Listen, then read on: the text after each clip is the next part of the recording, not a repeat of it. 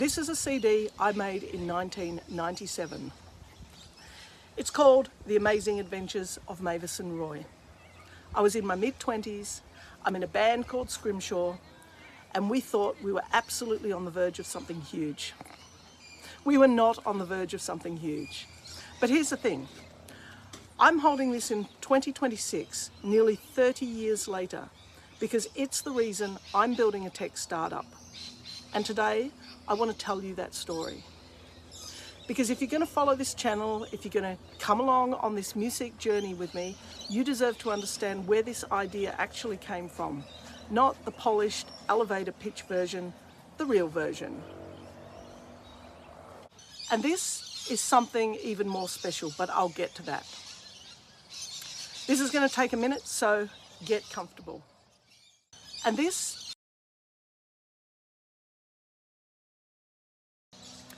For those of you who are new here, my name is Jo Brew.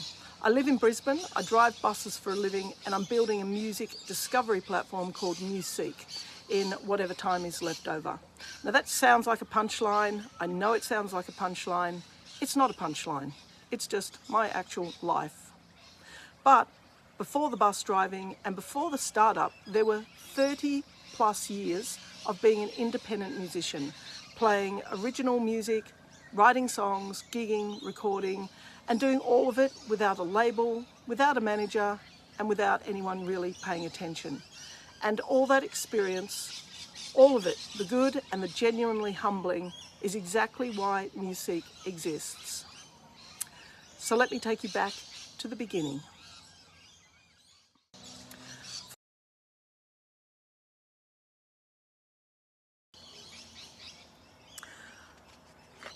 "1997, I'm in my mid-20s. I'm in a band called Scrimshaw. And that name, by the way, Scrimshaw, is the art of engraving on whalebone. Completely impractical, incredibly detailed, made by people with way too much time and an obsessive need to create something. I think we knew exactly what we were when we picked that name. So we made this CD. I used all my savings, $10,000. We booked studio time, we pressed 500 CDs with a full colour booklet insert because we believed in what we were making and we wanted it to look and feel professional, real. We got some radio play and we gigged. We gigged constantly, wherever we could get a booking. We had fans, actual fans, who came out, who knew the words, who bought the CD. But here's what I didn't understand then and what took me years to fully articulate. We had no way to grow our audience without serious national radio airplay, which obviously we didn't get. Our audience was small, sometimes very small, and because of that we couldn't attract bigger venues or the attention of bookers. And even if we could fill a room in our own city, we had no way to go anywhere else. We'd have to start from scratch in the next city, playing to people who had never heard of us, and there was no mechanism for bridging that gap. You couldn't just turn up somewhere new and expect anyone to care. You had to rebuild from zero every time, in every place. And the music industry, labels, booking agents, all of that, they weren't interested in helping you figure it out unless you already had a decent following. The system was built for the already successful, not for bands like us. So Scrimshaw stayed where Scrimshaw was, and eventually, like most independent bands, we moved on. So we made vinyl. I want to tell you about this. Our drummer, years later, around 2006, he owned a record store, an actual vinyl record store, and at some point, just because he could, just as a gift really, he pressed Scrimshaw onto vinyl and he sent me about 50 copies.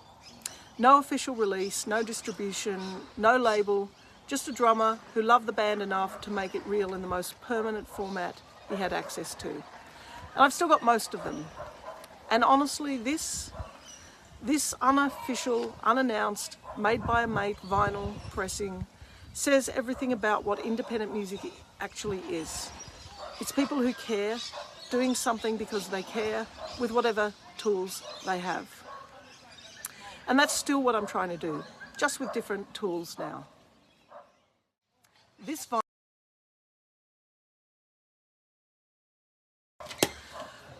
Fast forward to 2005, I'm a bit older, a bit wiser, and apparently not wiser enough, because I decided to build something called 100 Aussie Gigs. It was a digital gig booking resource. Early internet days, before social media, before any of this information was findable online. Back then, if you wanted to know where to gig in another city, you had to know someone there, or hope the street press covered it, or just turn up and knock on doors. The idea was to fix that. 100 venues across Australia, all listed systematically with everything an indie band needed to book a tour.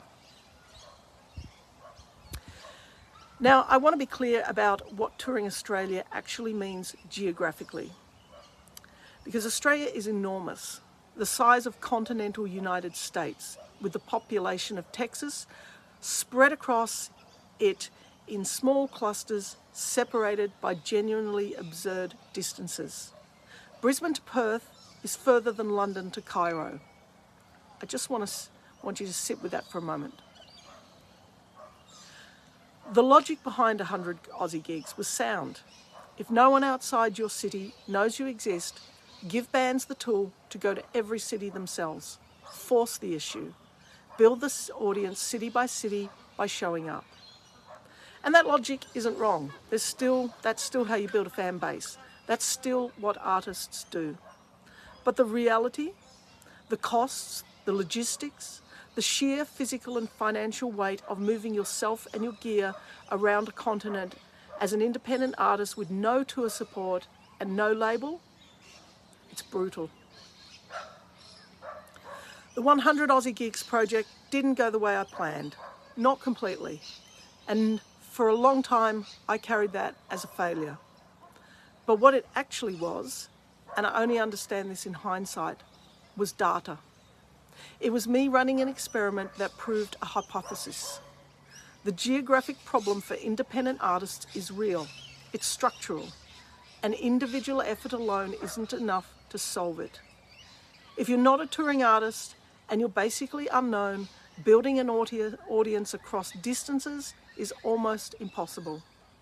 You can't tour your way out of obscurity on your own. You need the demand to exist before you arrive. You need people in that city to already know your name, to already want you to come to your show.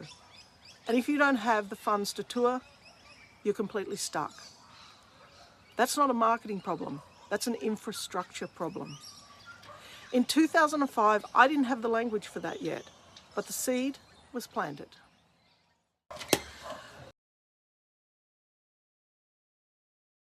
2014.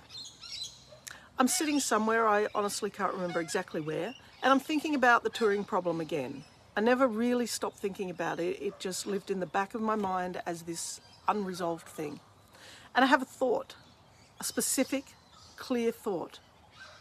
What if the local fans could vote? What if it was easy to reach local fans and they could vote to help you expand your reach into new cities and new audiences? Instead of an artist having to guess which cities might want them, instead of spending money on shows that might be half empty or skipping cities entirely because the risk is too high, what if the fans in those cities could raise their hand first? What if there was a platform where a fan in Wollongong or Geelong or Townsville could say, I want this artist to come here. And when enough fans in that city said the same thing, the artist would know the demand was real before they spent a single dollar on logistics. Now that was the MuSeek idea in 2014, more than 10 years before I started building it. And you might be wondering, why did it take so long? Well, a few reasons. Cost, for one. In 2015, I took this idea, along with a PowerPoint presentation that I was very proud of, to a meeting I'd set up with an app development company in Melbourne. They quoted me $60,000, and that was just the initial build before a single dollar on marketing.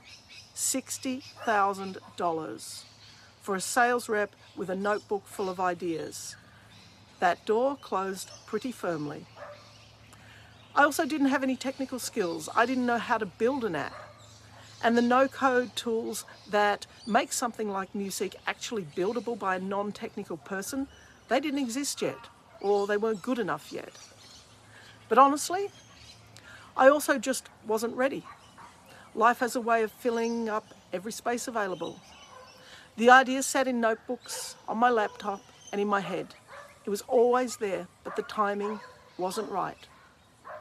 Until now, 2026. 2014.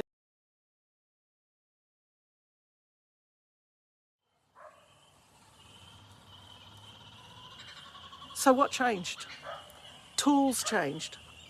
The no-code platforms are sophisticated enough that someone like me, not a developer, not a technical person by any stretch, can actually build a functional app. That barrier dropped significantly. But more than the tools, I changed. There's something that happens at a certain point of life where you run out of excuses, where you look at the thing you've been thinking about for over 10 years and you think, if not now, when? If not me, who? I've lived the problem MuSeek solves. I've lived it in Scrimshaw in 1997, spending my savings on a record we couldn't get out in our own city, or out of our own city. I've lived it watching bands across Australia trying to build an audience city by city with no support and no system. I've lived it in every conversation I've ever had with an independent musician who had genuine talent and no path forward. I'm not a tech founder. I'm not a 25-year-old with a venture capital and a computer science degree. I'm a bus driver from Brisbane with over 30 years of writing and recording music and an idea I cannot let go of. And it turns out that's exactly the right person to build this. Because MuSeek isn't a product built by someone who read about the music industry in a business school case study. It's built by someone who lived it, who spent their life savings on a CD, built a gig booking resource, sat in a Melbourne office and got quoted $60,000 and still couldn't stop thinking about the problem. That's not stubbornness. That's a sign you're working on the right thing.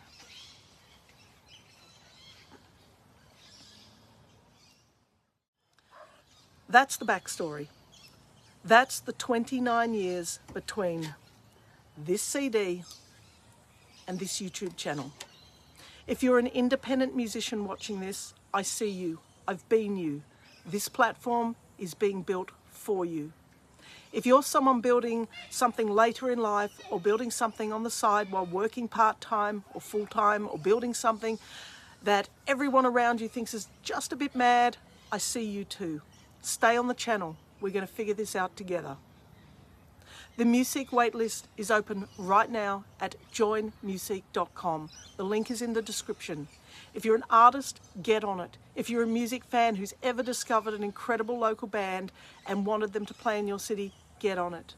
And subscribe, because next week we're getting into the actual build, what MuSeek is, how I'm building it with no code and no funding, and what it actually looks like to start from scratch with nothing but an idea and a no tools platform account. Nearly 30 years later, let's make this count.